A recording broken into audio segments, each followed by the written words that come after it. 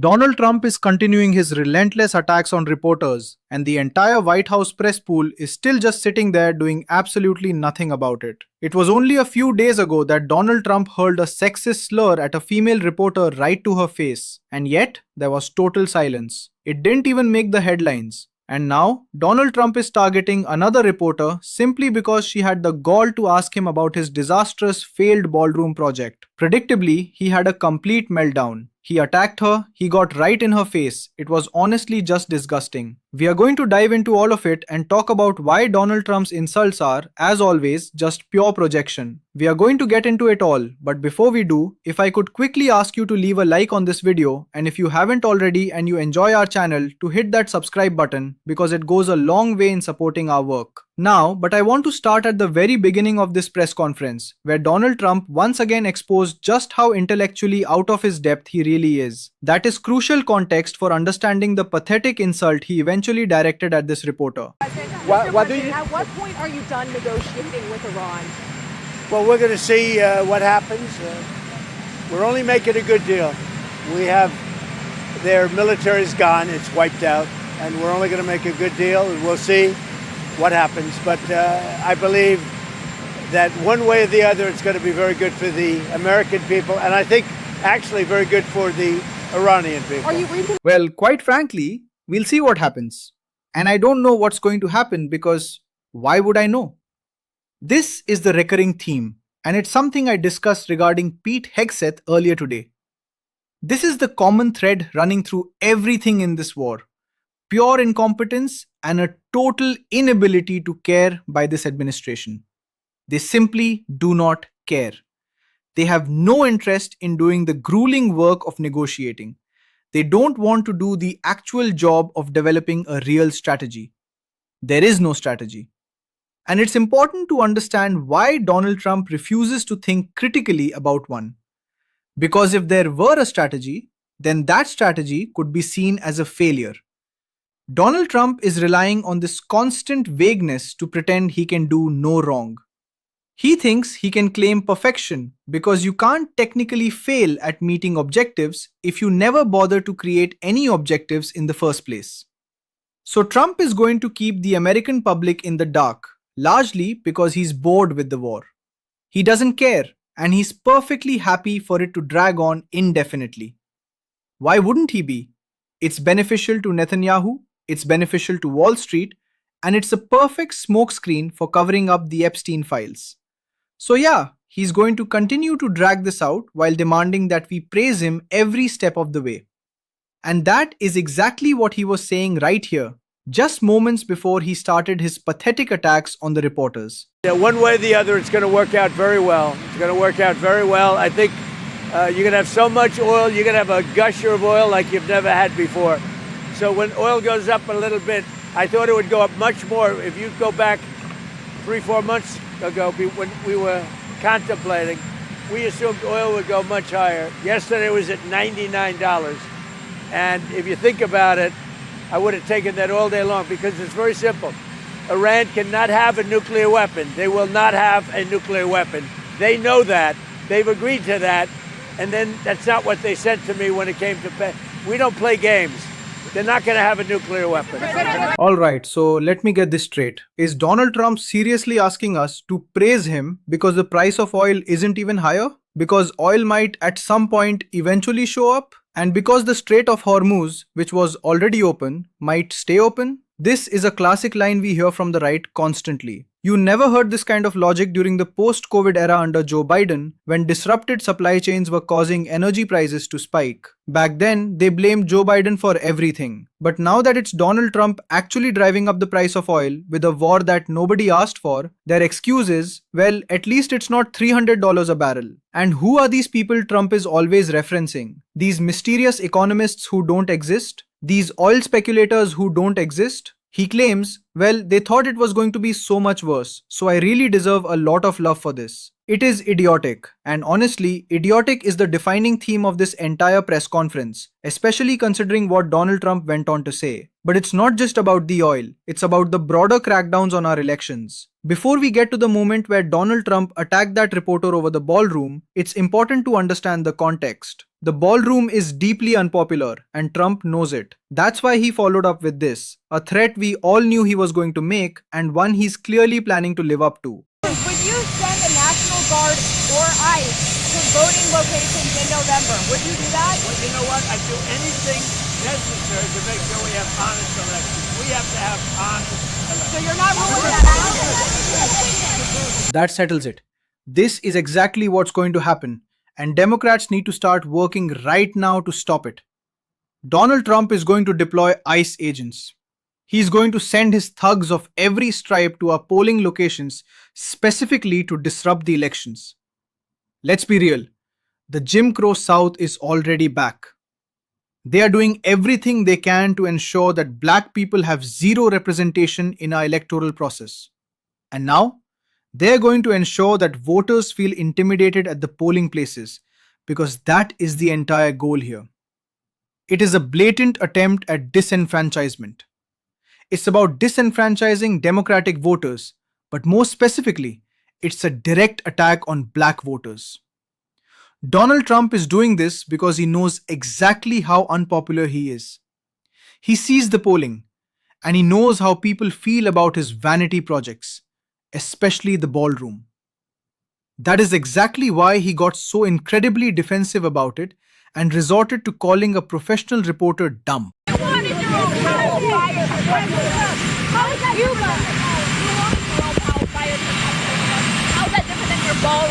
So what happened is we have a ballroom that's under budget.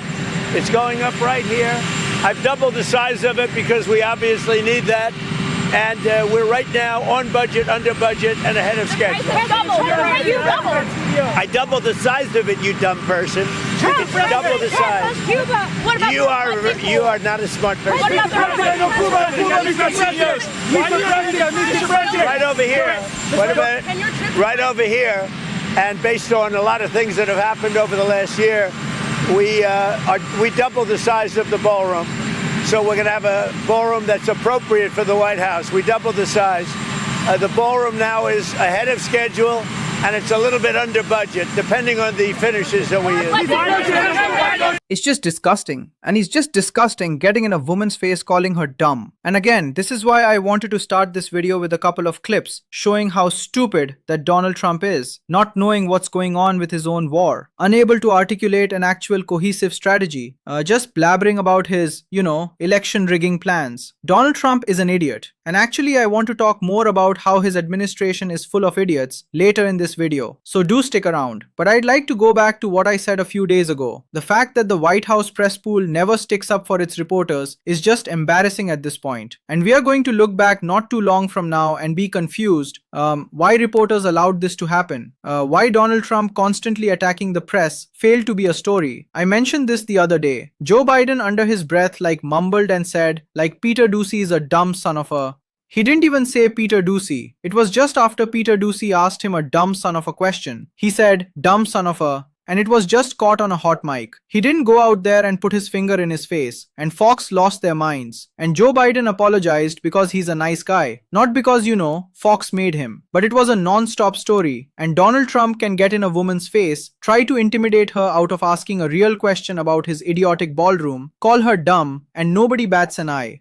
Why not stand up for your fellow reporter? Why not say this is an attack on the free press and we should stand up to Donald Trump trying to silence us? The only Democratic-leaning or Democratic-appointed FCC commissioner just wrote a letter calling out Donald Trump for trying to shut down any free speech and push back against this administration at Disney. ABC trying to silence The View, trying to silence Jimmy Kimmel, the possibility that he might be fired. So yeah, you guys have not only a responsibility, but a layup of a conversation here about attacks on the freedom of the press. It is just nonsensical, and especially when the stupidest person in the country who's running the dumbest administration we've ever seen is the one calling you an idiot. Are you serious? Think about how stupid Donald Trump's administration is. Kash Patel is a drunk, and he's not the only one in this administration who's got nothing, who has no idea what's going on. Pete XF is another one. This administration is full of buffoons. Sean Duffy is like, what is he doing right now? Shooting a reality TV show. I don't know if it's going to be super high-minded. I don't think it's Bourdain. Like, what are we talking about? Donald Trump's administration is chock full of idiots. Rachel Maddow did some good reporting on that I think is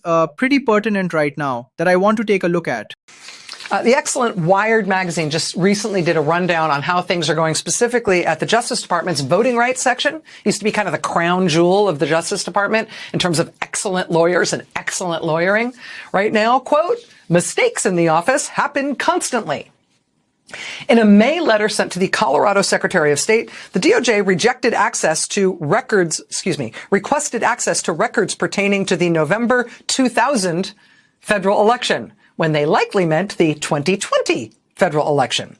In August, DOJ sent a letter to the New Hampshire Secretary of State seeking voter records which cited the wrong provision of the Help America Vote Act. In January, lawyers at Trump's DOJ filed a lawsuit in the wrong federal court in Georgia, and the judge therefore dismissed the action. In February, the same agency filed a lawsuit seeking New Jersey's voter rolls. In that lawsuit, they misspelled Governor Mikey Sherrill's last name 5 out of the 8 times she was mentioned in their lawsuit. In March, it was revealed that lawyers at Trump's DOJ had spent months emailing the wrong address while seeking information on Oklahoma voter rolls. Also in March, a judge in Washington state demanded to know why DOJ voting section lawyers had improperly served their lawsuit and missed a crucial deadline. The judge also questioned whether the lawsuit was served in a different way than had been outlined to the court by DOJ. And if so, why DOJ's lawyers had made, quote, inaccurate representations to the court. In another filing in late February, DOJ lawyers seeking sensitive voting data in a single filing misspelled the words voters, emergency, and United States. United States, I mean, how's it going overall with Trump lawyers' efforts to nationalize the midterm elections and have Trump take over elections all over the country? Quote, the Justice Department has not secured a single court victory in the 30 lawsuits it has filed to try to force states to turn over sensitive personal data on voters. The Washington Post reports now that in the crucial Eastern District of Virginia, which handles a ton of national security cases, Trump's genius effort to bring a Banana Republic criminal case against former FBI Director James Comey, you know, the seashells thing, that has resulted in that office losing. EDVA has lost its U.S. attorney. They've also lost the head of the criminal division there. They've also lost the head of their national security division, also the deputy head of the national security division. And yes, surprise, that is the same office that just lost the highest profile terrorism case of Trump's second term. They charged a guy with a suicide bombing at the Kabul airport that killed 13 American service members. You remember that? Well, it turns out, surprise, after losing all the top attorneys working on that case in that U.S. attorney's office, surprise, they were not able to get a conviction on that charge. Last week, we also saw Trump's DOJ abruptly drop felony charges against protesters they arrested in Illinois, protesters who were protesting against ICE. Trump's prosecutors dropped the charges, and we don't exactly know why, but they dropped the charges unexpectedly right after the judge in that case demanded to see the transcripts of what exactly those lawyers had said to the grand jury behind closed doors, in order to get those felony indictments in the first place. Is it possible that something bad was indicated in those transcripts they couldn't let the judge see? I don't know, but it cost them all those felony charges. They dropped them all. Even in the ballroom case. The ballroom. People suing to stop the stupid ballroom construction of what used to be the East Wing of the White House. Those plaintiffs have now told the judge that they believe Trump's DOJ lawyers lied to the court multiple times in that case about the ballroom.